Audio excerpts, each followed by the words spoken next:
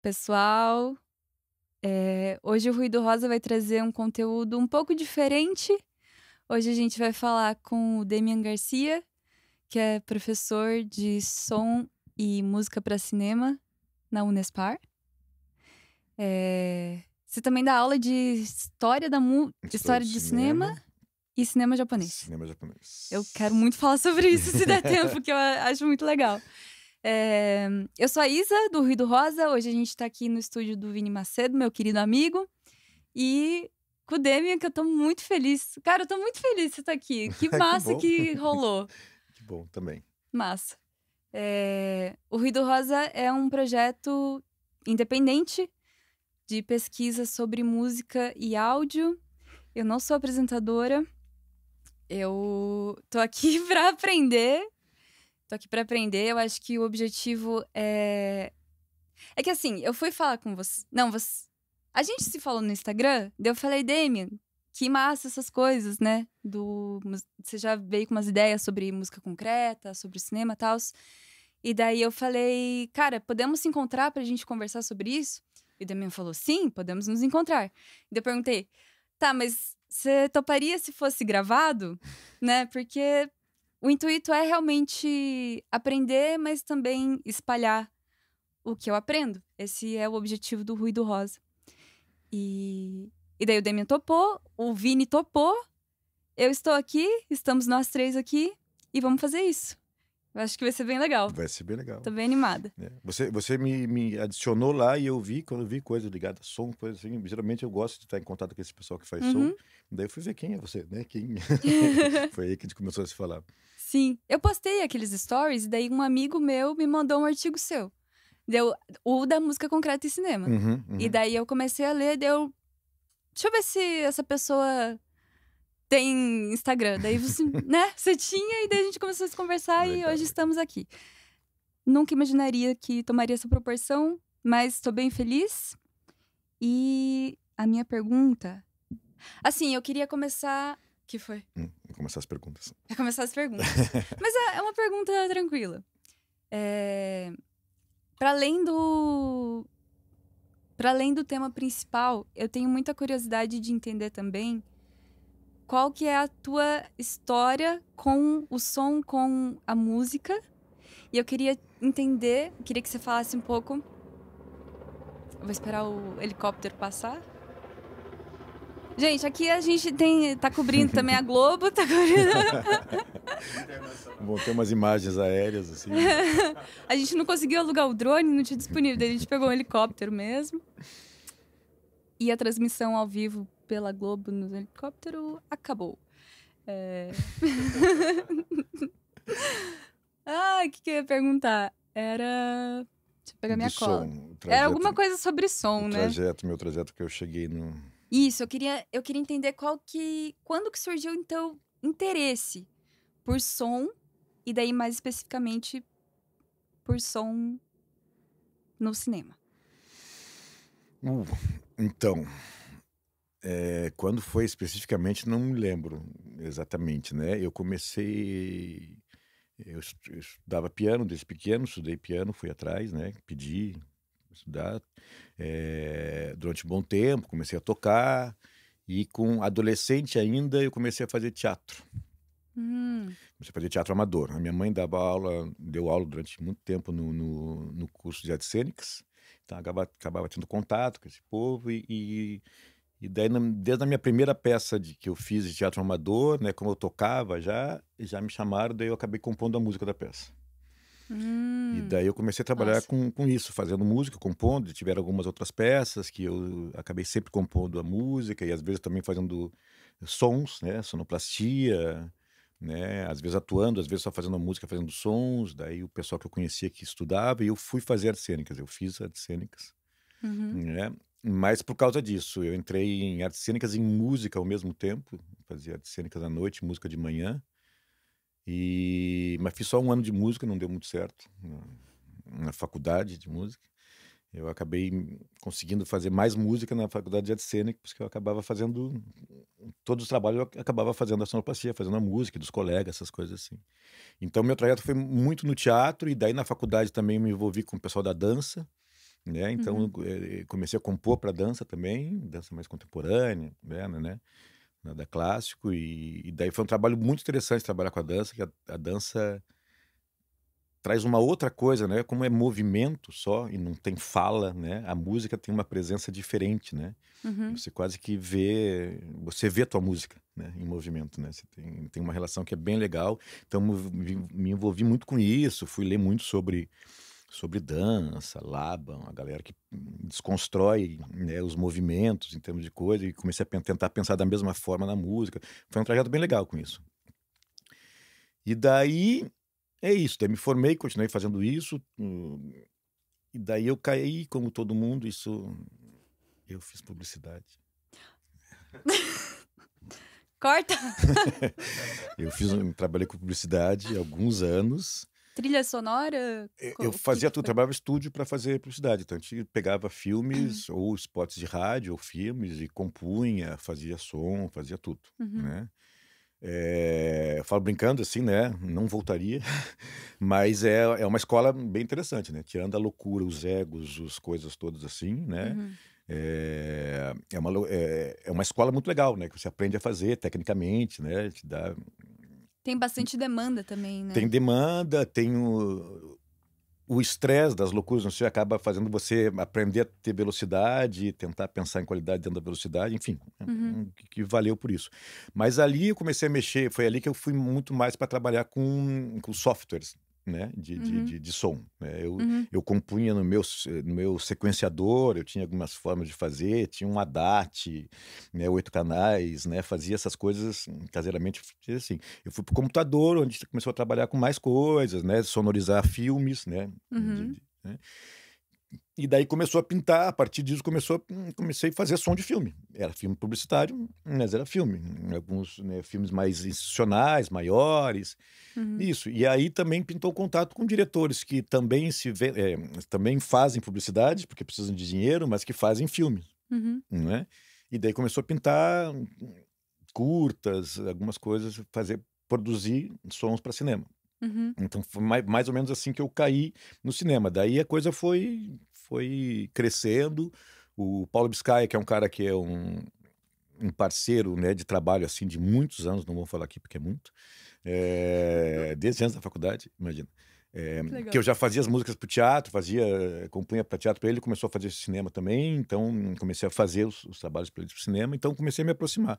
Até um ponto de que teve a Academia Internacional de Cinema aqui, é uma escola internacional do Steven, que é um americano, agora está em São Paulo, tem no Rio também, mas começou aqui em Curitiba.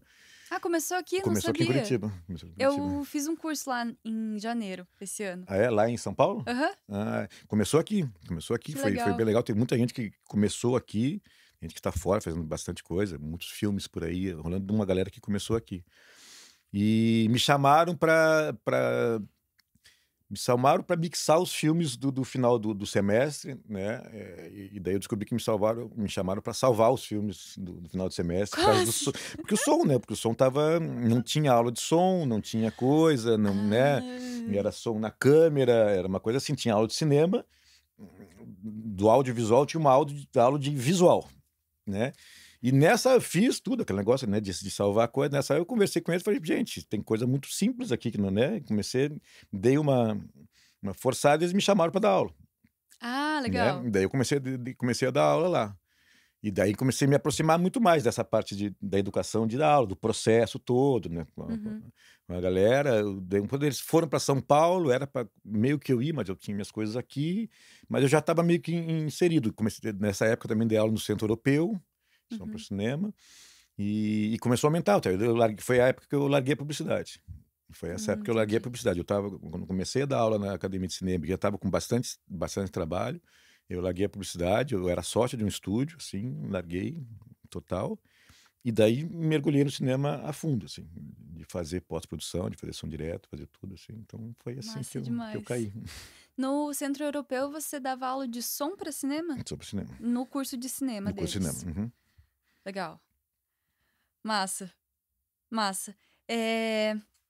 Já entrando nessa parte de você ter que salvar os filmes lá, como que...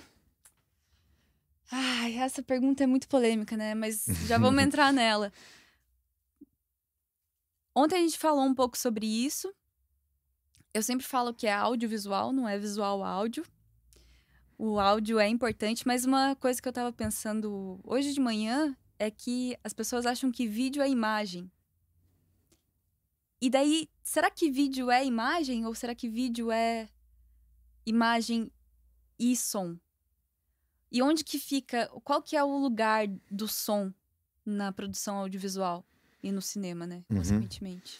Pois é, eu acho uma polêmica, isso daria muitas horas, não vamos ficar nisso, mas é Daria uma muitas polêmica que vai horas. já no nome. Audiovisual é uma palavra só, Uhum, né? Não tem o tracinho no meio. uhum, Então é uma coisa só. Então, sendo uma coisa só, se é visual, áudio, audiovisual, é uma coisa só. Eu também, eu sou aquele, eu falo em aula, eu sou o chorão do áudio, né? Sou um ativista do som, assim, que eu fico buscando isso. Mas a ideia também não é dizer assim, não, o áudio é mais importante, o vídeo não tem mais importante. uhum, É um produto só, que é composto das duas coisas. certo. E às vezes parece que se cria uma briga. Não, esse é mais importante. Não, esse é mais importante. Não, os dois são importantes, Uhum, né? Então, para mim, cinema é os dois. uhum, O cinema, antes de ter som, tinha som. Então, eu sempre falo, o cinema nunca foi. Eu sempre uso essa mesma frase. O cinema era mudo, mas não era surdo, porque todas as apresentações que tiveram sempre antes do cinema, pré-cinema, as lanternas luminosas, tudo tinha som, sempre tinha som. Tinha alguém tocando junto, tinha alguém falando junto, tinha alguém narrando, sempre teve. Da primeira apresentação dos Lumière, lá tinha um piano tocando, sempre teve som.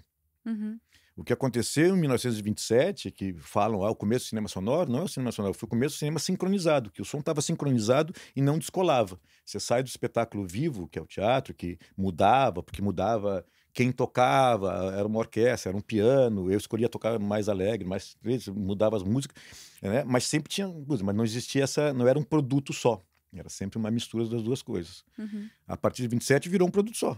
Inclusive a velocidade do cinema, né, das imagens, ela se estabilizou a partir do som, porque antes ela variava. Ela Né? variava como? Ela variava por várias coisas, por causa do projetor, você não tinha uma coisa, você conseguia variar, não Uhum, tinha problema, às vezes até para adequação em tempo, né, mas não era a mesma velocidade. Porque as imagens, tanto que o clichêzão, você vê a imagem antiga, parece que é um pouco mais rápida, né? aham, Porque daí você tinha a maneira que você filmava, isso eu não vou saber direito, eu não sou tão da imagem, né? Mas 18 quadros por segundo, 15 quadros por segundo, né? Isso faz que tenha um batimento diferente. A partir do momento que você coloca o som, a variação da velocidade vai interferir, porque você vai ouvir a pessoa, né? Você tem aham, salta aos ouvidos e aos olhos isso, né? Então, a uhum, partir daí teve que se estabilizar no tempo. uhum. Né? Então, o Michel Chon fala sobre isso, né? A partir do cinema sincronizado vai se estabilizar o tempo. Daí você vai ter um filme que vai ter 2 horas e 19 minutos e 30 segundos. E Antes não sempre vai tinha. ter Antes 2 horas e e... sempre vai ter isso. Uhum, Né? Antes existia uma variação. Né? Então sempre teve som, cinema sempre som. Então cinema é imagem e som. uhum, Né? O vídeo, a mesma coisa. O vídeo certo. mais ainda, porque o vídeo já nasceu junto, né?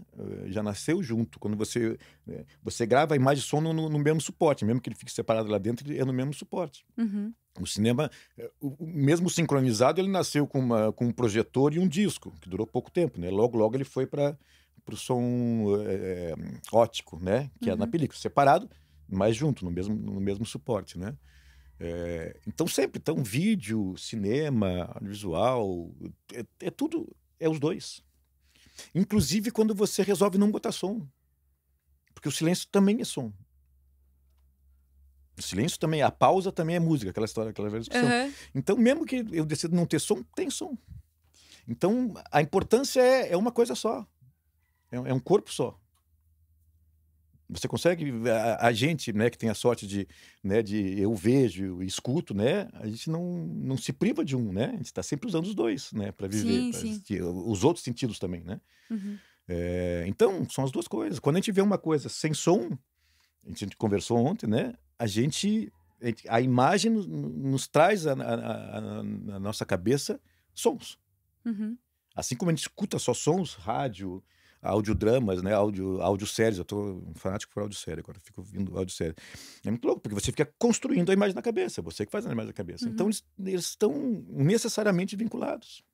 Ontem, depois que a gente conversou, eu lembrei das novelas de rádio, né, que Uhum. tinha. Que daí a galera fazia um Foley, fazia a interpretação dramática lá. E, enfim, eu acho que tem tudo a ver também.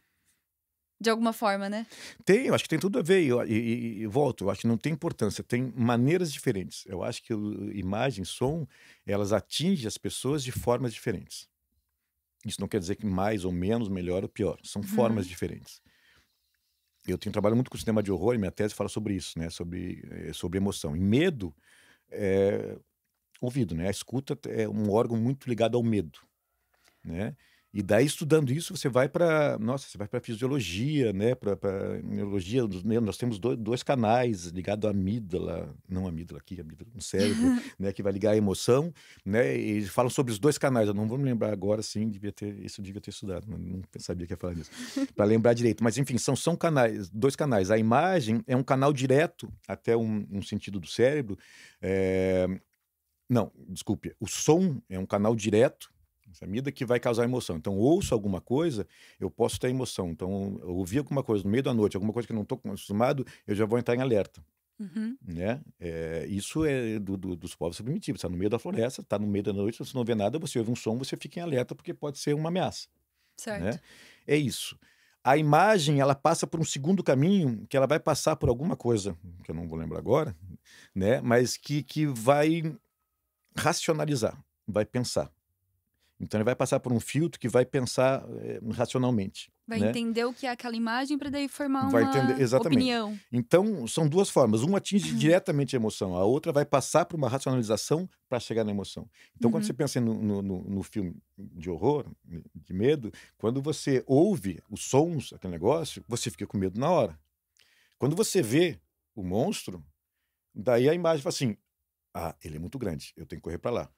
Ele corre mais que eu. Ah, eu posso enfrentar, vou pegar um pedaço de pau. Existe toda muito rápido, uma racionalização, eu racionalizo. Quando eu não sei o que que é, eu só ouço. Lembra que a gente falou que som cria imagem, imagem cria som na cabeça? Uhum. Quando eu ouço, eu vou criar uma imagem na cabeça, a partir dos meus medos. Eu não sei o que que é. Então eu vou criar um montão de coisa. Então eu acho que o som trabalha muito mais essas subjetividades, né, na Uhum. emoção, e a imagem é mais objetiva. Né? Não quer dizer que não existe subjetividade na imagem, existe na cor, existe na forma, existe um montão de coisa, assim, estou generalizando, mas Uhum. o trabalho do som, por causa das características nossas, né, físicas, trabalha muito mais diretamente com a emoção e com a subjetividade, e a imagem com a objetividade. É uma questão evolutiva mesmo, né? De É. como a gente evoluiu como ser humano, Uhum. assim. Porque realmente você, não sei, antes do fogo, antes da luz que a gente poderia produzir, chegou de noite, não tem. Imagina o breu, imagina o breu. E daí você só escuta. Hum. Legal. É um órgão, na verdade, a escuta, né? Era um órgão muito mais importante. Eu acho que a gente o peso da escuta a gente foi perdendo com o tempo. Uhum. Nós estamos, e no último século, não, mas nas últimas décadas, cada vez mais, né? Cada vez o mundo é mais imagético. Sim. Cada vez, bom, é isso, né? Você pega o celular, né? A sua chamada para aqui, você pode estar no meio de uma reunião, alguma coisa e ver sem som, porque tem a legenda, você já colocou a legenda automática, Aham. né? Então você pode ver sem som. Tudo está na imagem, Uhum. né? A gente está cada vez usando menos a nossa escuta, porque escuta é tempo. Tem um cara lá de Porto Alegre, esqueci o nome dele, cara, é um mixador, tem um estúdio, trabalha com som para cinema lá. Depois eu faço, coloco um letreirinho assim, né, no Uhum. vídeo, assim, eu vou lembrar o nome dele. Mas ele falou isso uma vez numa Socine, ele estava falando, que foi lá em Porto Alegre, ele estava falando sobre a espessura do presente, né? Que a gente vive, né, o passado, o futuro e o presente. E nosso presente está cada vez mais exprimido, a gente está vivendo muito o que vai acontecer, o que aconteceu e o que a gente vai acontecer. A gente não vive o agora. Uhum. E o som, como ele é um elemento que vive no tempo, a gente precisa do tempo, que nem o cinema, né? Uhum. Porque a imagem você para, Certo. né? No cinema eu paro, eu vejo a imagem, analiso. Olha aqui, olha as cores, a composição. O som não, ele para. Quando eu pauso o negócio, ele para. Eu preciso de tempo do som. O som é um elemento que só funciona no tempo. Então Muito eu vou legal. ouvir ele. Então eu preciso de tempo. E para ouvir, eu preciso ter tempo. Para ter uma escuta de mais qualidade, eu preciso ter mais tempo. Porque as Uhum. pessoas hoje ouvem no vezes dois, né? Para ver Sim. como é que a gente está dando bola para a escuta, né? Então, eu acho que tem muito essa questão, né, de a gente tá dando cada vez menos importância para a escuta, né, e mais no visual. Eu te mandei um texto ontem, né, do Walter Matthau, que fala sobre isso, né? O som era rei no cinema, sincronizado no começo, e daqui a pouco a gente brincou, né? Resolve na pós, faz Uhum. depois, coloca alguma coisa para tapar, né? Então, em cima disso se dá menos importância. As pessoas percebem menos, percebem assim, não todos, né? Ainda bem, tem muita É, gente pensando no som, muita gente ouvindo som, mas eu acho que em geral a gente escuta menos. legal. Eu quero que você fale sobre aquele projeto seu depois. Uhum. Que eu fiquei muito curiosa, que você falou que, enfim, né? Certeza, fala, certeza. Não vou falar agora, não quero Que tem tudo a ver revelar, com isso. mas Uhum. sim, tem tudo a ver com isso. É, E Ou deixa, será que a gente já fala disso? Eu tô muito curiosa. tá, eu também não me preparei para falar isso, né? Mas eu acho que dá para falar rapidinho, porque não Uhum, tem muito, né? Mas tem muito a ver com isso, porque eu estou desenvolvendo um projeto na faculdade junto com a Fernanda, que é uma professora da faculdade também, e que ela que me abriu, eu ia falar os olhos, né? Ou os ouvidos, uhum, abriu minha mente para isso, porque ela trabalha com grupos indígenas, né? Aqui no Paraná é um projeto de pesquisa dela já há um bom tempo, né? Trabalha com tradução cultural, né? Com toda essa relação de entender. E daí a gente propôs para a faculdade uma ação extensionista para pensar a escuta dentro desse universo, que é num território que tem aqui em Piraquara, né? De um povo Imbiá Guarani. É, então, levar para lá e fazer, não uma oficina, não uma ideia, fazer uma troca, né? Daí uhum, eu comecei a estudar um pouco isso, cosmologia Guarani, não só Guarani, indígena, indígena, e você percebe a importância que eles dão para a escuta, né? Tanto que o nome dessa ação é escutar o mundo, né? Na verdadeira forma, eles falam a forma de escutar o mundo, né? uhum, Então, nós estamos tentando compreender isso. E uma das coisas que já chamou bastante atenção, primeiro, né, junto com a Fernanda, ela explicando, é um grupo pequeno que está indo de estudantes, né, a gente teve quase que uma formação, né, transcultural para ir lá, porque não é simplesmente chegar lá, oi, vamos lá, vamos fazer algumas coisas, né, porque nós estamos,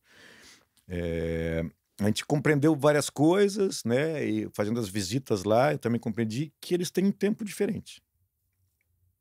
Então você vai lá, a conversa dura mais, tem muito mais pausa, você pergunta uma coisa, a resposta não vai vir na hora, às vezes nem vem. E daí você começa a perceber aquilo que eu falei agora há pouco sobre espessura do presente. Eles vivem um tempo diferente. A relação deles com a escuta é diferente, com as palavras é diferente, e com os cantos, tudo. Então, eu falo, não tem muito o que falar, nós estamos trabalhando, né? Eu estou aprendendo muito, né, lá, né, nesse território, gravando, indo para fazer trilha, ouvindo o mundo, né, uhum. e percebendo como é que eles ouvem, e tendo trocas, né, e está sendo muito legal, porque está me colocando nesse espaço mais expandido do presente. Eu brinco que todo sábado que a gente vai para lá, parece que o tempo entra numa outra dimensão temporal e as coisas acontecem de outra forma. Voltar, às vezes, é até difícil. Aham. Mas é isso, até é um projeto eu acho que tudo tem a ver com a questão da escuta, né? Isso me deixa mais claro como a gente não escuta mais, né? Como deveria escutar, como escutava antes. A importância que a gente dá para a escuta é diferente. O Walter Matthau fala isso que bem da nossa barriga, né? Que o bebê começa a escutar muito antes de ver, né? 4, 5 meses de gravidez ele escuta.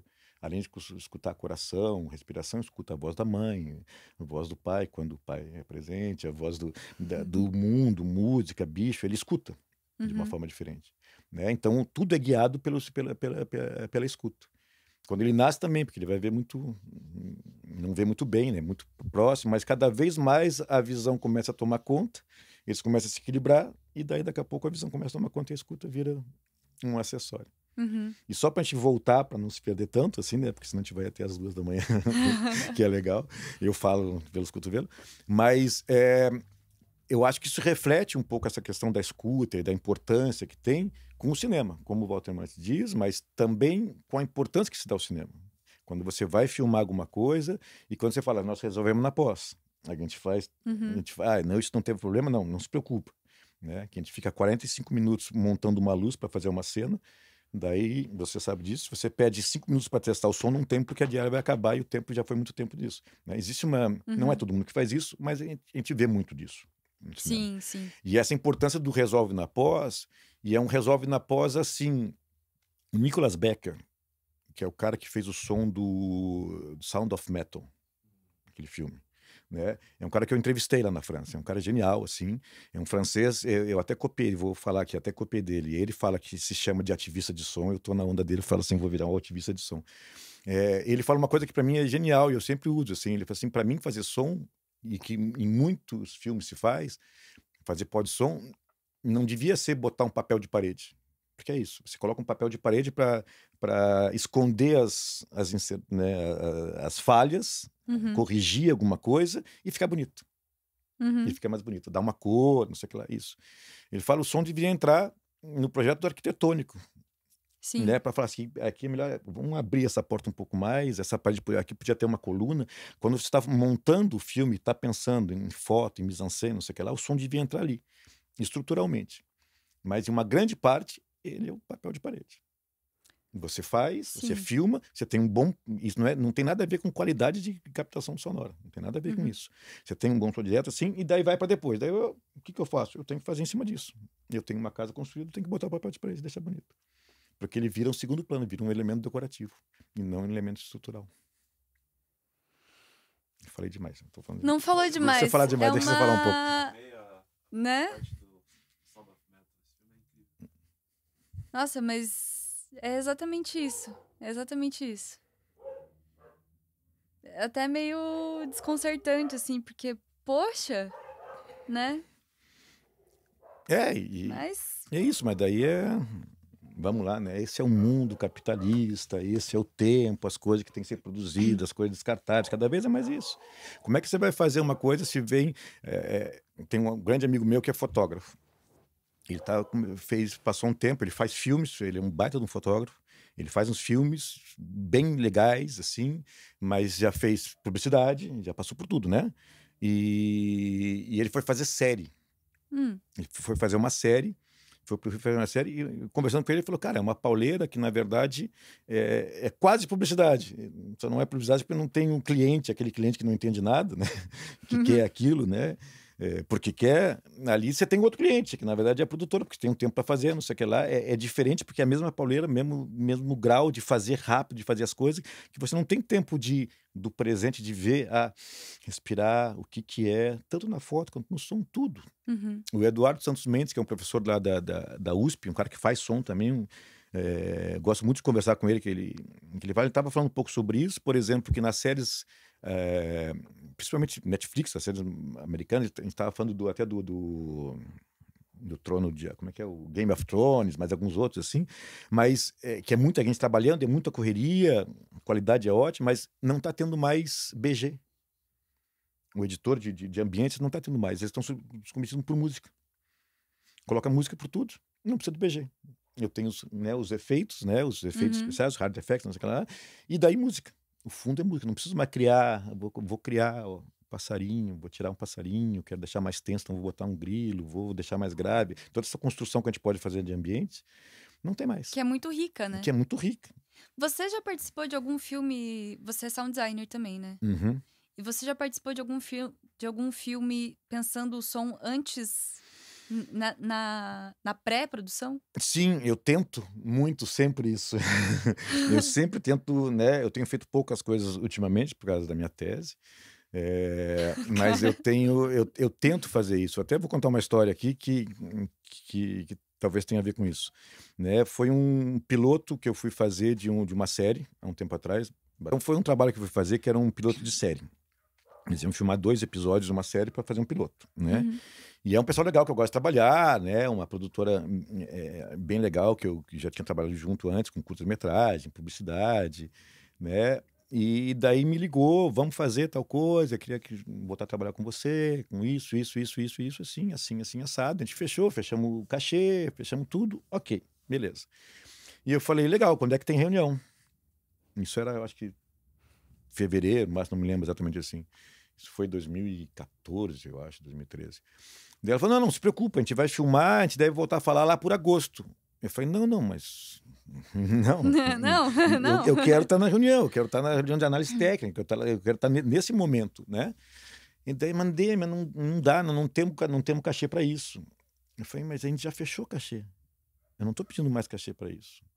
Eu não ganho por diária, como quem faz 7, que é diária. Você fechou um cachê para fazer isso. Para mim, esse meu trabalho de pós faz parte, está desde o começo. Ela falou, então tá bom, então vem. Daí eu fui, eu comecei nas reuniões. Né? Nas Deu análises certo, técnicas. que bom. Deu certo. É uma correria, né? Você não consegue fazer tudo, não existe a cultura disso, mas eu estava lá, e no meio da reunião, eu sou falão, né? Eu sou entrão e falava as coisas. Às vezes tinha alguma questão assim, tal coisa assim. Isso não se preocupa, porque isso. Daí, você que vai fazer a pós, e você que sabe que daí, você pode falar, não, isso eu resolvo na pós. Sim, né? Isso eu resolvo na pós. E daí você foi né? nas visitas de locação? Fui na visita de locação, tava o Tinho que fazia o som direto, né? E fui junto com ele, até falei para ele, não é que eu desconfio do trabalho, não é isso, é outra coisa. Você vai, eu fiz uma decupagem, eu estava com era uma aluna minha que estava fazendo um estágio comigo, uma assistência, né? Ela foi a algumas locações, a gente fez decupagem de som do filme, a gente pegou a ordem do dia e colocou ali para o Texon direto, eu passei para ele uma coisa que cada diária, quantas pessoas, então quer dizer quantos microfones que ia ter, aqui vai ter tal coisa, tem BG, não sei o que lá, pedia, aqui eu gostaria que você gravasse um silêncio. E geralmente o povo faz, né? Você trabalha com som direto, geralmente a galera faz, você não precisa pedir, faz. Mas às vezes eu falava assim, aqui não vai precisar, aqui eu vou fazer tudo um som de tal coisa, não precisa de silêncio, aqui não sei o que. Dou uma brifada de um montão de coisa. A gente vai numa visita de locação e a gente percebe, por exemplo, que a casa é de madeira e com oco. Toque, toque, toque, toque, toque, toque. E daí, lá na visita de locação, daí você vai lá e vai conversar com o diretor de arte. Não encher o saco do diretor e falar assim, naquela locação, assim, rola um tapete por causa disso. Pode rolar. Na hora da filmagem, você sabe disso, nós estamos filmando toque, toque, toque, toque, toque, assim. Gente, não dá para fazer, dá para tirar o sapato. Não, o pano pega o sapato. Dá para botar um tapete? Tem um tapete aqui. Da direção de arte, não, mas esse tapete não tem nada a ver com a cor. E tá certo. Sim. Vou botar um tapete vermelho aqui se eu tenho uma parede de cor que é outra. Não dá para resolver. Daí como é que faz? Resolve na pós. Porque não tem o que fazer. Simplesmente não tem o que fazer. Então é o que eu falei assim, eu ia antes. Eu gastar o meu tempo, não é perder o meu tempo, gastar o meu tempo indo em reunião, indo em visita de locação, fazendo assim, na verdade eu estou economizando o meu tempo lá na frente. Com certeza. Né? Então eu gosto de fazer isso. Eu acabei de fazer, estou fazendo um longa com o Biscaia, e eu fiz isso. Fui nas reuniões, sentei junto com ele, fiz as minhas propostas, estudei a coisa, decupei, passei para a direção, fez as diárias, tudo com som, acompanhei o técnico e o microfonista aí, né? Gosto em set, né? Fiz pouco set, mas eu gosto de em set, sacar as coisas que estão acontecendo, gravar algumas coisas assim, e participo. Então eu acho que faz parte. Mas daí a gente volta para aquele negócio. Quem trabalha demais, quem está no estúdio direto, não sei o que lá, não tem tempo para isso. Sim. Não tem tempo para isso. Daí pega a coisa, daí vira aquele tratamento industrial, que não é ruim. Mas eu acho que existe uma construção que pode ser feita entre a equipe de pós-produção e a equipe de produção de som. Eu não vejo muito esse contato. Mas é também a junção de você... Parece que assim, realmente... Primeiro que você dá uma importância maior pro som. E daí você conversa mais com as outras áreas da produção. Isso é muito legal. É muito legal, é bom pro filme, é bom para tudo. Pro filme. E não é uma invenção minha. Não é uma invenção minha. Os americanos fazem isso.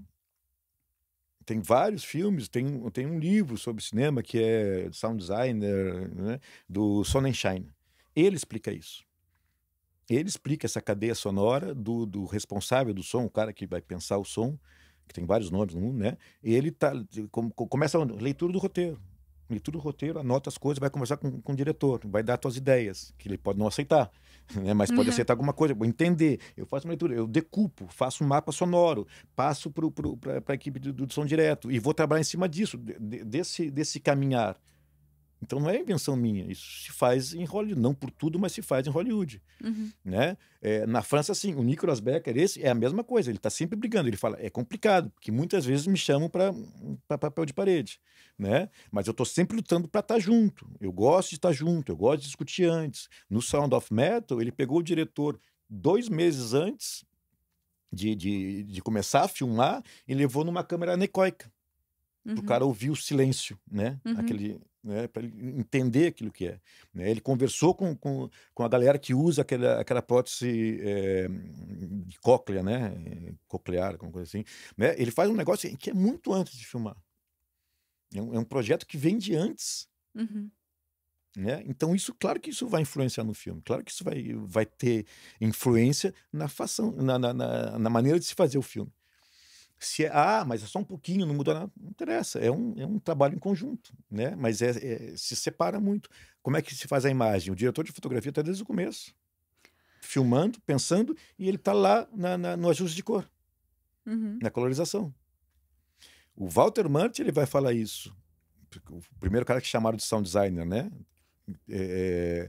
Que quando ele começou a trabalhar com Coppola, era um estudante, né, da galera lá, o George Lucas indicou ele pro Coppola, ele foi falar com o Coppola comprou um aparelho lá para ele fazer, porque não queria ir para os engenheiros de som lá de Hollywood, né, você fazia o som, colocava para lá, tecnicamente eles arrumavam tudo, ficava perfeito. Ele falou assim, mas os caras não sabiam, eles eram engenheiros de som.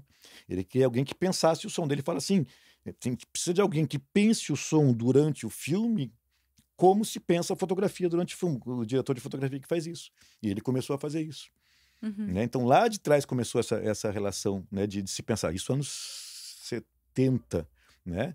Então, parece que eu fico falando uma coisa que é uma invenção minha. Ó, vamos pensar, não é invenção minha, eu só estou seguindo o que um montão de gente faz, mas que as pessoas não fazem por causa que existe uma coisa industrial, assim, que não deixa, que não dá tempo, daí não tem tempo, não tem dinheiro para fazer isso, não sei o que lá, e daí vira um ciclo vicioso que atrapalha a formação. Daí fica tudo técnico, tudo papel de parede, resolve, não sei o que lá, salvo o filme aqui. O que eu ouvi de coisa faz após do meu filme, já filmei. Tem um probleminha, sempre tem um probleminha. E é um probleminha que seria tão fácil de resolver se tivesse ido Estivesse antes, junto, né? se No tivesse antes. junto, se tivesse visto Uhum. antes. Legal. Importantíssimo. E é isso. Né? Ser ativista do som. Achei muito legal esse tema. Já entrando nesse tema, eu queria te falar por que eu te chamei para falar de música concreta e cinema. Eu fui pesquisar, eu queria fazer um vídeo pro Ruído Rosa falando sobre música concreta e, assim, influenciou em muitas coisas, né? Pelo menos na minha visão. Não sei, essa era a minha pesquisa.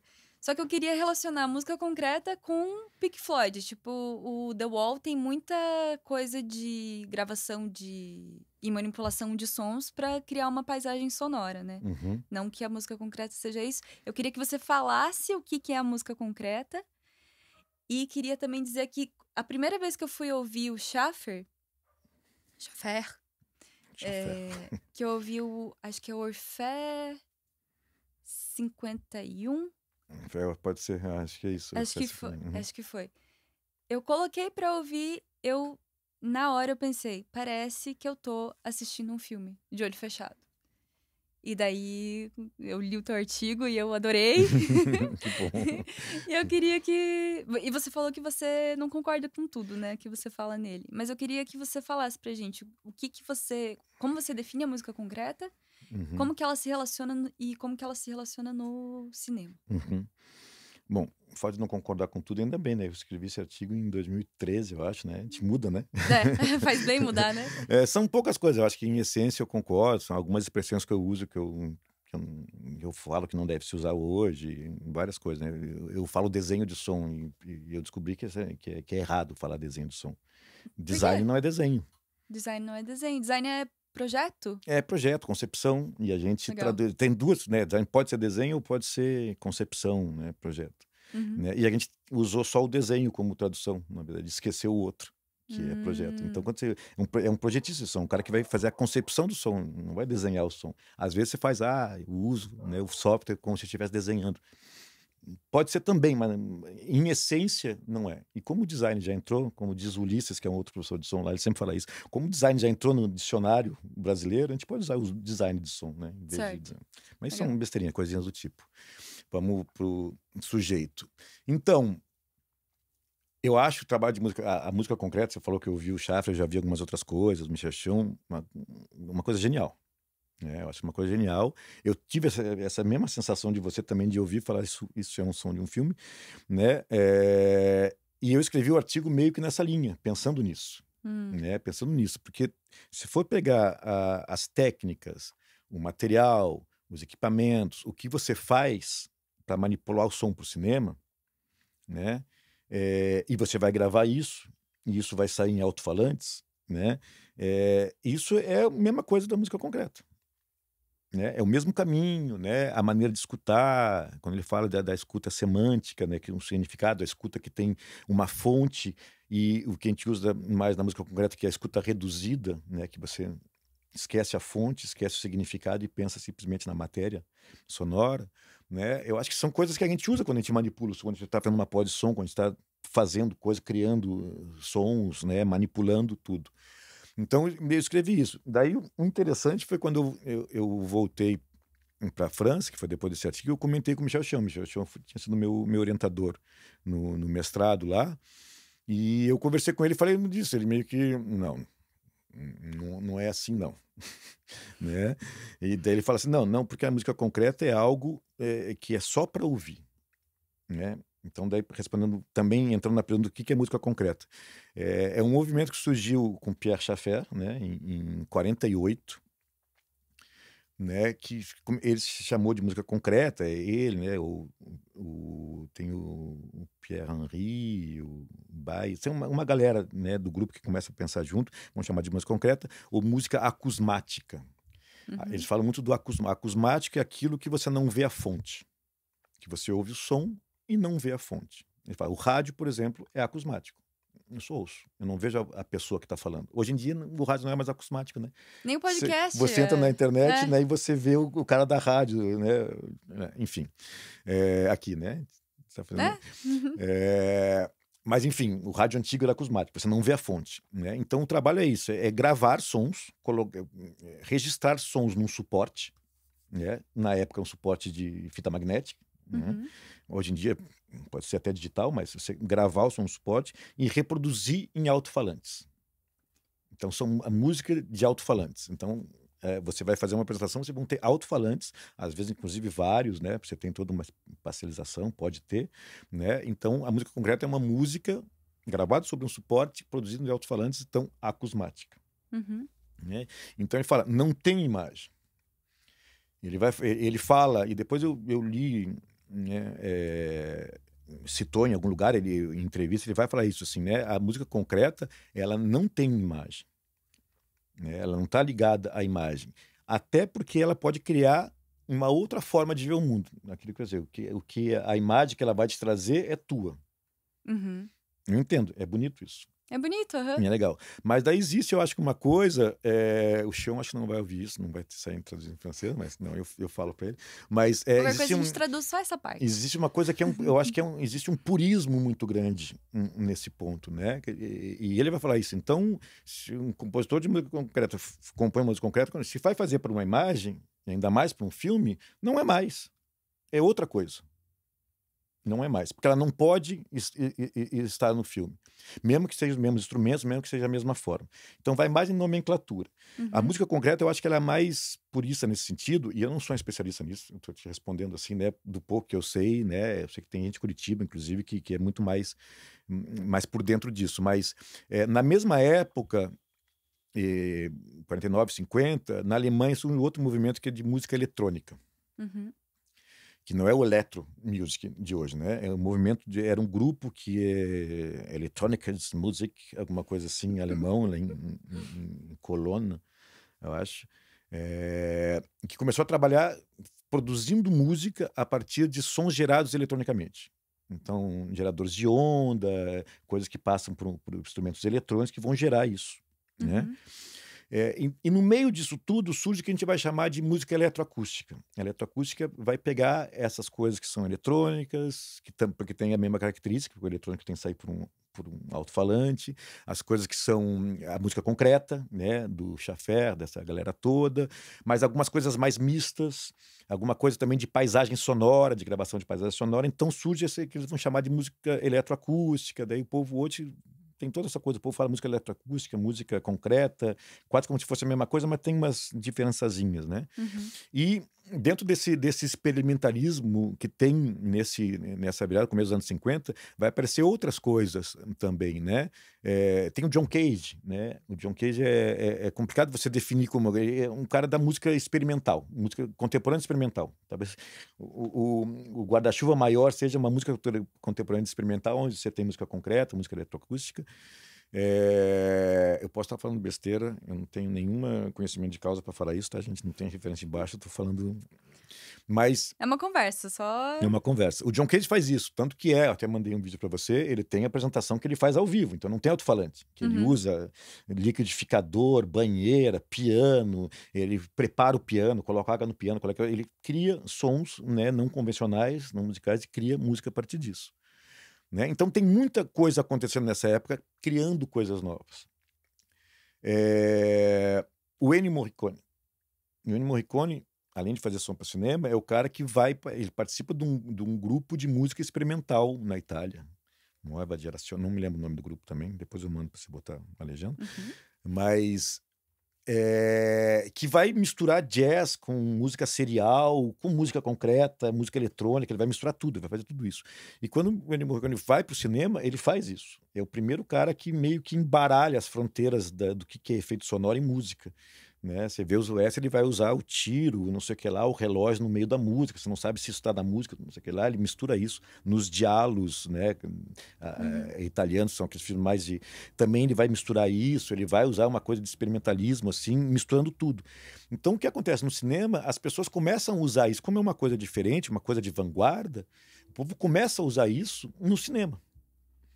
Né? Isso enriquece muito, né? Enriquece demais. Claro que ele começou num cinema mais B, vamos dizer assim, né? No gênero horror, ficção científica, porque geralmente para o eletrônico diferente vem para ilustrar o que é diferente, né? Que é o que não é normal.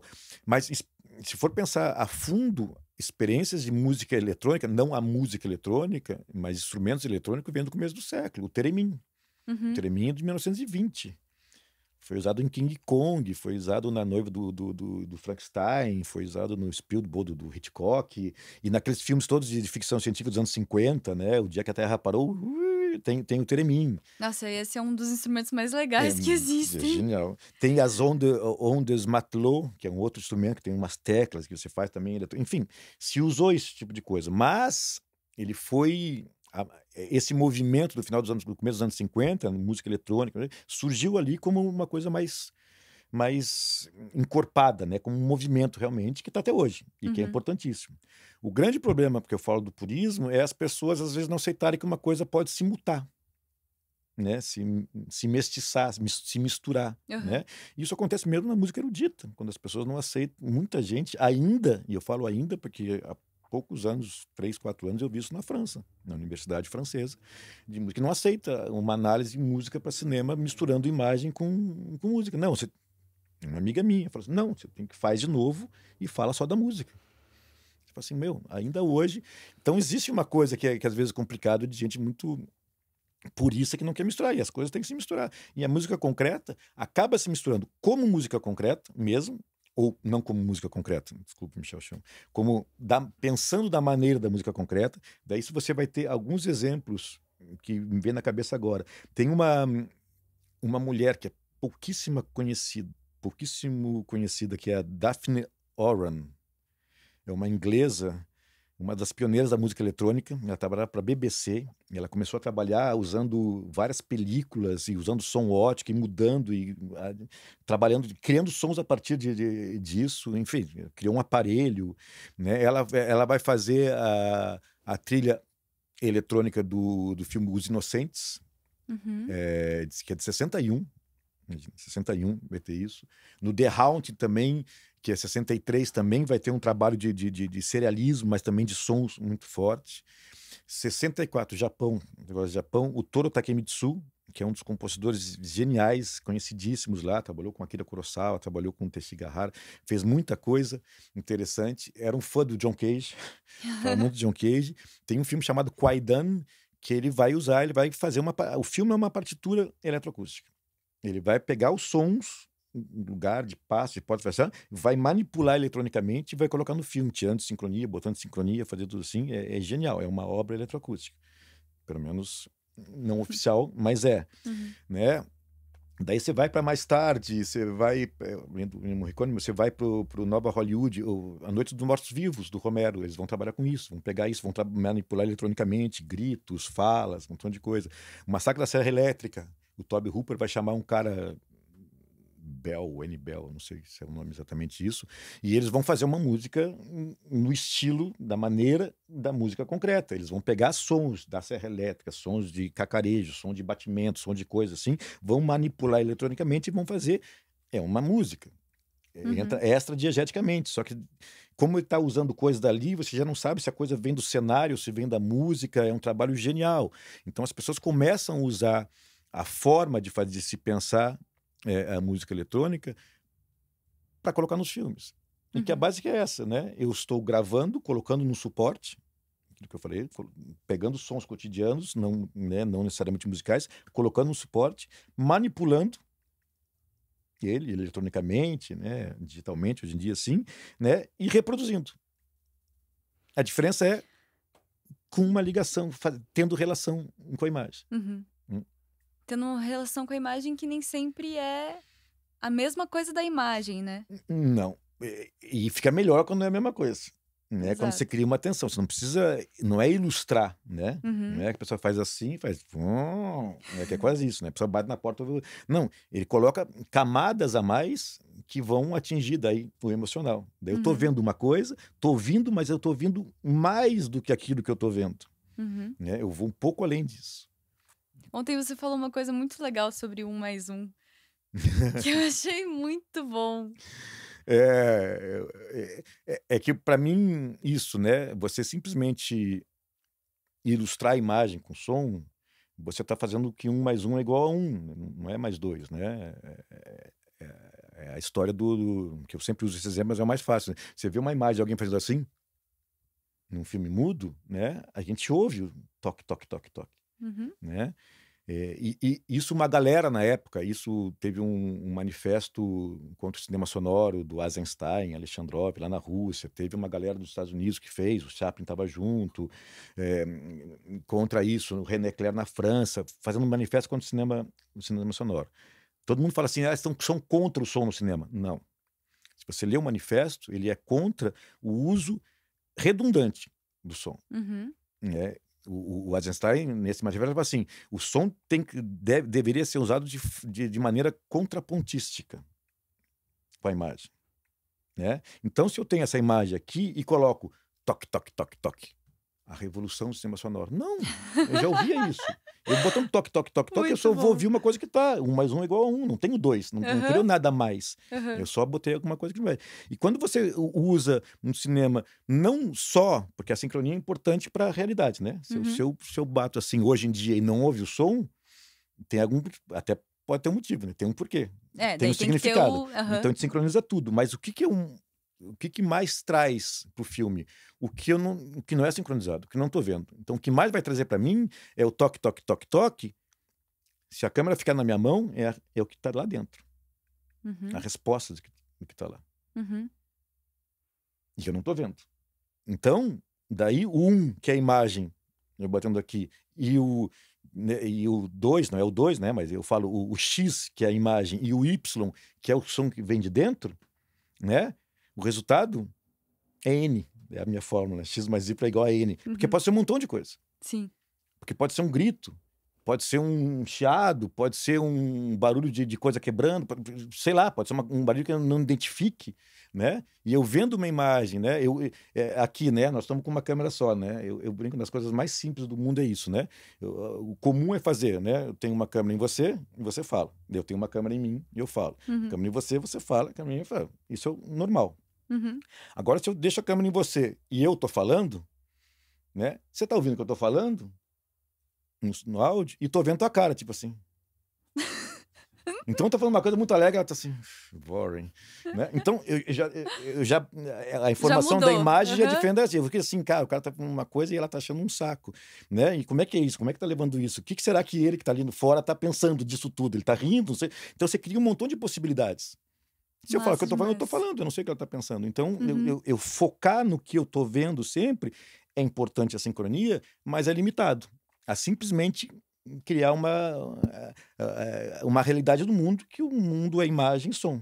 Uhum. Quando eu tensiono isso e coloco uma coisa que não tá ali, ou uma coisa a mais, daí eu crio outras possibilidades. Massa demais. Nossa, eu adorei essas reflexões. Eu quero ver o horário. A gente... Legal. Cara, muito legal. Tudo isso que você Que legal. falou. Nossa, me abriu várias questões. A gente vai ter que fazer outra conversa daqui a um tempo, com outras perguntas. Deixa eu só dar uma olhada nas minhas perguntas se falta alguma coisa. Mas eu acho que você já respondeu tudo que eu me perguntava, só que abriu mais gaveta. Isso é muito legal.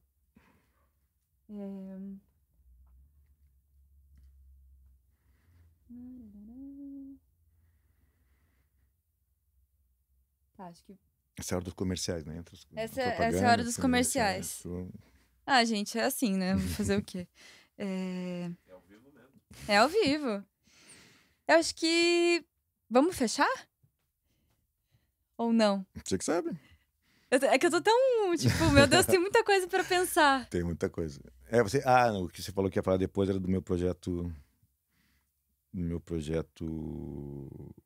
lá no território indígena, mas isso eu já falei. Sim. Que você falou que Tem ia como comentar? participar de alguma forma? Não, tem que ser na... Não é tão simples, porque existe todo um trabalho para ir lá dentro. Nós estamos entrando Claro. no território deles, Uhum. né? E a gente não quer reproduzir o que aconteceu, né? Invadir o território que aconteceu em 1500, sabe? Certo. Ah, sim. Né? Sabe aquela coisa assim?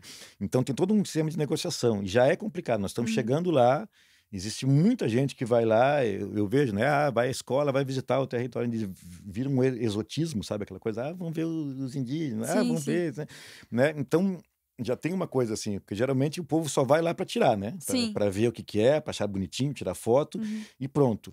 A nossa ideia não é essa, né? É estar junto, negociar para criar com eles, né? A ideia não é eu vou ensinar vocês a fazer coisa, eu quero aqui aprender que vocês me digam como é que vocês pensam. Uhum. A ideia é junto, entender junto como é que cada um pensa, como é que um pensa, para criar alguma coisa, para tentar produzir alguma coisa que eles queiram produzir e não que a gente quer produzir, né? Então é uma negociação assim que não é de levar, a ideia é depois escrever coisas, fazer coisas, trazer isso, né? Mas não quer entrar nessa coisa, vamos levar, olha como é legal trabalhar com eles eu assim. perguntava mais de, tipo, vocês vão até lá, mas vocês têm algum tipo de reunião, de conversa que seja feita fora que seja feita na universidade mesmo? A gente começou a fazer no começo, até para preparar para ir para lá, e depois o trajeto é 1 hora, né? Então, geralmente, 1 hora de 1 hora de volta, a gente conversa bastante, né? Sobre lá, a gente se conversa, tem se conversado, né? Porque é uma disciplina, é uma ação extensionista que a gente tem, né? A gente conversa sobre, a gente escreve relatórios, né? Para pensar sobre o que está acontecendo.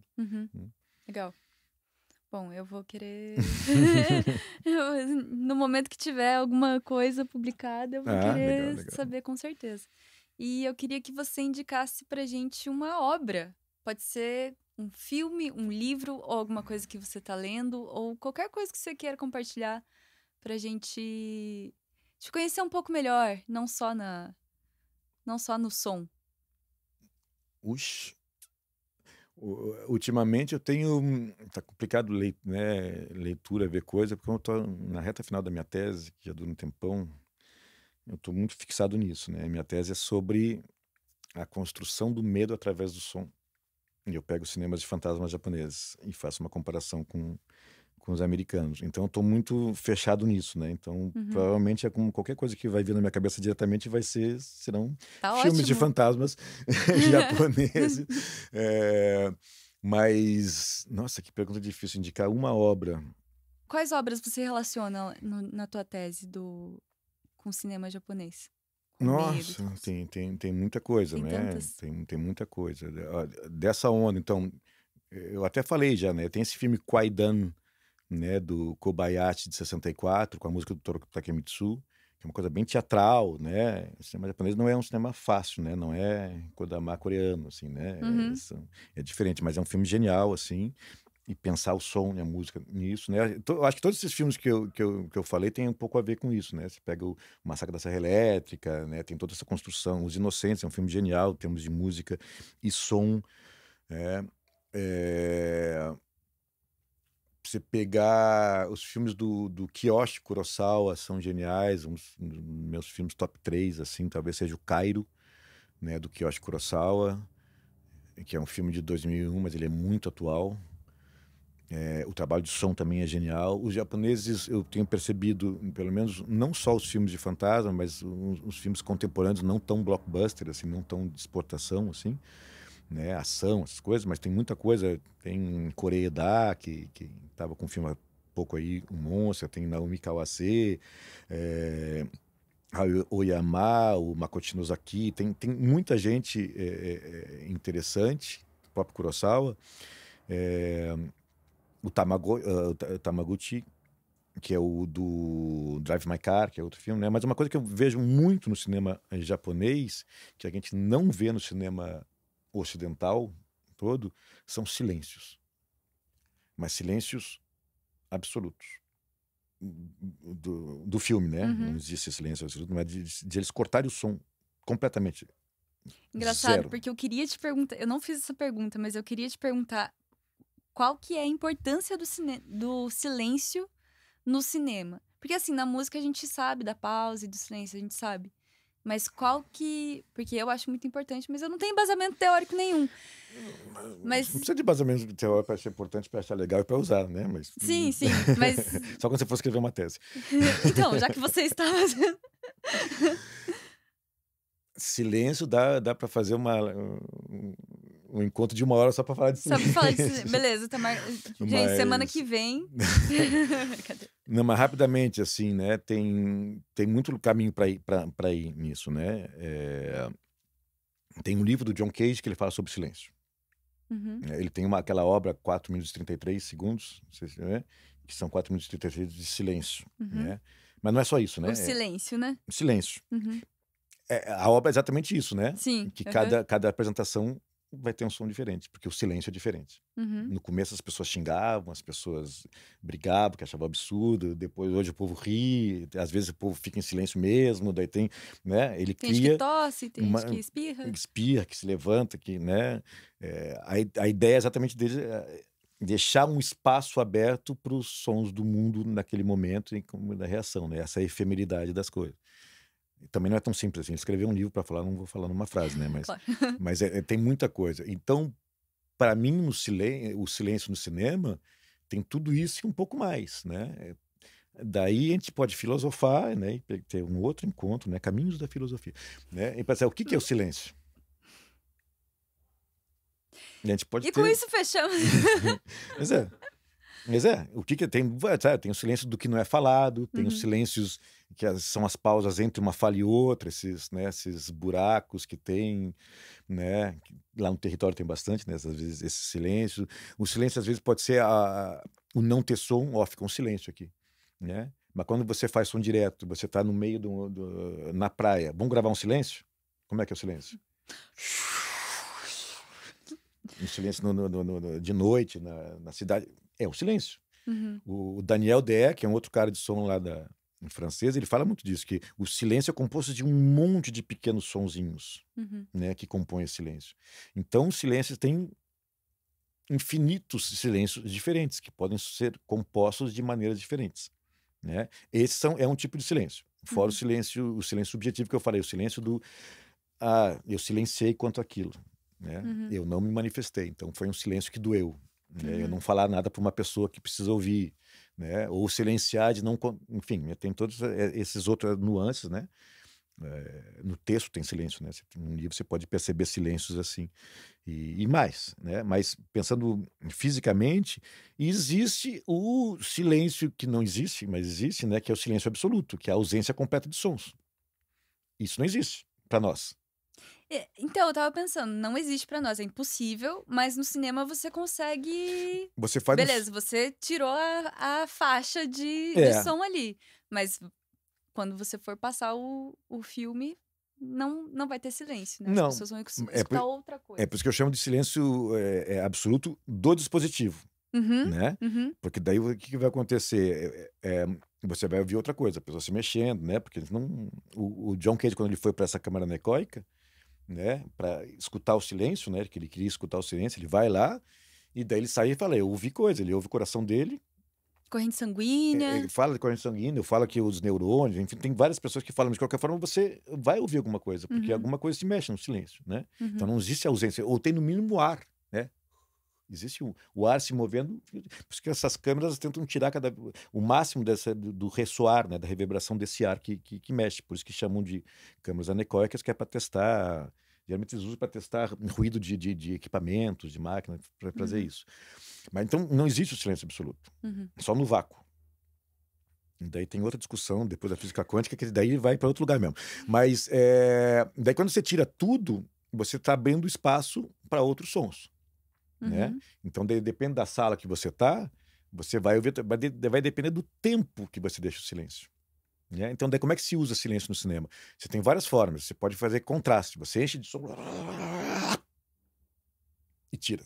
Daí fica aquela sensação de silêncio, né? Que vai durar até você começar a voltar a ouvir. É que nem Uhum. luz. Tem uma luz fora na cara, apaga tudo, né? Você vê tudo preto e de repente começa a se acostumar com o escuro, né? Isso volta. Então, você cria uma sensação que daqui a pouco eu tenho que ter um tempo suficiente para não deixar você sair do filme, para ouvir a sala Uhum. do lado, a pessoa que está comendo pipoca, além que mesmo com som a gente ouve a pessoa comendo pipoca. Tem também aquela questão de você aumentar sons, né? Se eu mostro uma imagem, uma coisa aqui, eu ouço a formiga. Eu coloco esses sons, né? Eu aumento coisas pequenininhas, daí me dá uma sensação de silêncio, Uhum. né? Tem várias formas de se criar esse tipo de silêncio. O que eu vejo no cinema japonês que eu estava falando e que não tem no cinema ocidental, porque tecnicamente é proibido. É Como proibido. assim? É proibido. Você tem naquelas coisas. Tem as regras da Dolby, tem várias regras do cinema. Pelo menos, se você coloca um silêncio completo, pode dar a impressão de falha no equipamento, de falha Hum. técnica, Uhum. né? Tanto que, esse é o exemplo que eu falo bastante em aula, quando aquele Star Wars, o episódio 8, se eu não me engano, ele tem uma placa na frente no cinema, na entrada do cinema, nos Estados Unidos, teve no Brasil, teve no mundo inteiro, tinha uma placa, uma impressão, um papel, um A4, alguma coisa assim, cartaz, fala assim, aos 43 minutos, não me lembro exatamente o tempo do minuto, assim, vai ter 52 segundos de silêncio completo. Isso não é falha técnica, é opção artística. Está escrito isso. De tão estranhamento que Porque as pessoas poderia podem causar. reclamar, o povo no meio da Viu? sala Parar de prestar atenção quebrou no filme pra. exatamente. Aham, E eles fazem isso também com o preto, né? Quando você faz um black, assim, aham. também teve isso. Também, tem uma dessas placas que fala isso. Tem tal momento, tem um black, tudo preto no filme, não é falha, porque parece que desligou a luz que fez assim. Uhum, Então é uma questão de falha, né? Então, quando eu quero silêncio, eu preencho com o que a gente chama de room tone, né? uhum, Geralmente. uhum, Então, eu coloco um silêncio, ou eu gravo um silêncio, faço isso. O cinema japonês não tem pudor nenhum para chegar e se tirar tudo, tirar completamente.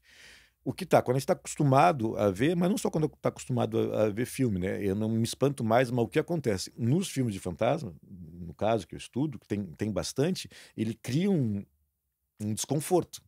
Porque para uhum, tudo, você está ali naquele negócio, e geralmente é um momento que esse desconforto é o que ele quer, né? É o uhum. momento do entre, onde aparece o fantasma, ou acontece tal coisa, em vez de botar uma música, né? De repente vai, corta tudo. Você está ouvindo as coisas, corta tudo isso. cria uma sensação, porque a falta de O alguma silêncio coisa. também te chama atenção, né? Fala, ó, agora é a hora de você ficar ligado. Muito. Vai acontecer alguma coisa. E não é só no filme de horror, daí você vai pegar alguns Uhum. outros filmes, né? No Drive My Car, que é um filme que bastante gente vê, tem um momento exatamente isso, que eles estão andando de carro, de repente o som, né, baixa e zero. E fica 20 segundos, 20, 28 segundos, não me lembro, quase 30 segundos, em silêncio completo. É um momento também para reflexão, para você pensar, você não Uhum. está no filme. Não sei como é que a gente classifica, né? É som, o não som é som, né? A pausa é música, todo mundo fala isso, né? Uhum. Mas a grande questão, eu acho que existe uma função dramática do silêncio, qualquer um deles, Uhum. né? Que é muito importante no filme, na composição do filme. O problema é que nós estamos numa cultura que a gente preenche tudo. É. A gente preenche tudo. Né? E o fato de preencher tudo, a gente não dá tempo. Então, imagem, som, e não tem espaço para silêncio. Uhum. Se tem silêncio, nos filmes que a gente vê normalmente, que a gente assiste, normais, né? Se tem silêncio, a gente vai estranhar. A gente pega o controle, será que aconteceu Ué, alguma que coisa? Né? aconteceu? Aumenta Uhum. para ver se está muito baixo. Mas eu acho que o silêncio tem uma gama de coisa para se pensar, de como se trabalhar, por que se trabalhar, isso. Mas o cinema japonês tem essa particularidade do não pudor. E você vê muito filme de vários gêneros diferentes, eles usarem o silêncio completo. Tira tudo. Vamos fazer um minuto de silêncio. Não, muito legal, muito legal. Eu gosto muito do silêncio. Eu acho bem legal no cinema, assim. Ele realmente tem um poder. Uhum. Ainda mais nos dias de hoje que você falou que é som, imagem, imagem, imagem. Silêncio. E o silêncio parece que te coloca no... Aquilo que você falou do tempo, ele te coloca no tempo de volta Você coloca no também. tempo de hora, tem um momento de para. Uhum. A pausa, né? Eu acho que a pausa é pausa para tudo na tua vida, né? Você pausar um momento para respirar, né? Para o tempo correr assim te coloca meio no lugar. Eu acho que o silêncio é importante para isso. Então, às vezes no filme você pode criar um mal-estar, você pode criar, mas você pode simplesmente te voltar para o tempo, porque é demais. É demais. Tem gente que às vezes que eu converso, vai assistir um filme da Marvel. Uhum. Nada contra, nada a favor, não vou defender, não vou atacar, sem julgamento de valor, assim. Mas as pessoas saem tontas, que não estão acostumadas com isso, porque música, bomba, explode, bomba. É tanta coisa, gente. É muito. E é demais que você não presta atenção em nada. Quando eu peço para analisar filme na minha disciplina, eu dou vários filmes para assistir, uma vez perguntaram, a gente não vai analisar, mas analisar o quê? Tecnicamente é muito bom, não tem nada de se falar, mas o que eu vou analisar de construção de som? Se é um montão de coisa. O som hoje em dia, nesses filmes, talvez a intenção seja essa, está muito mais físico. É muito mais uma De dar... sensação Aham. física, né? O subwoofer, né? São os ultragraves, os pá, pá, pum, pum, pum, pum, né? Que você vive isso, do que o pontual, alguma coisa, aquele som que tem para isso, aquele que tira isso, às vezes tem bastante, mas você é dinâmica, né? Você criar uma dinâmica na economia global da banda sonora, né? De você ter os momentos grandes, ter um momento assim, não, tá meio que para o momento de uma cena, não sei o que lá, de repente começa... Você fica imaginando as ondas assim, né? É demais, é muita coisa, então não O dá efeito respiro. loudness também, né? Mas daí é outro papo. É outro papo, tem efeito, mas é isso mesmo. Mas tem a ver. Massa demais. Demi, então a gente vai falar mais disso com certeza. Se você puder em algum outro momento. Muito obrigada. Obrigado você. Eu adorei. Eu adorei. Espero que vocês tenham gostado, porque, né, eu tô fazendo... Não, eu tô fazendo pra mim. Isso aqui é só pra mim. Não, mas nossa, eu sinto que eu aprendi muita coisa hoje. E espero que vocês também tenham aprendido muita coisa hoje. E vocês também, vocês que estão assistindo. Cara, só agradecer. Obrigada, Vini, por receber a gente. Tamo junto. Valeu. E vamos se ver de novo, vamos conversar de novo. Vamos continuar falando sobre isso, que eu adoro falar. Eu falo muito, adoro falar, mas adoro falar sobre isso também, com certeza. Massa. Então, muito obrigada. Obrigado. Valeu. Valeu.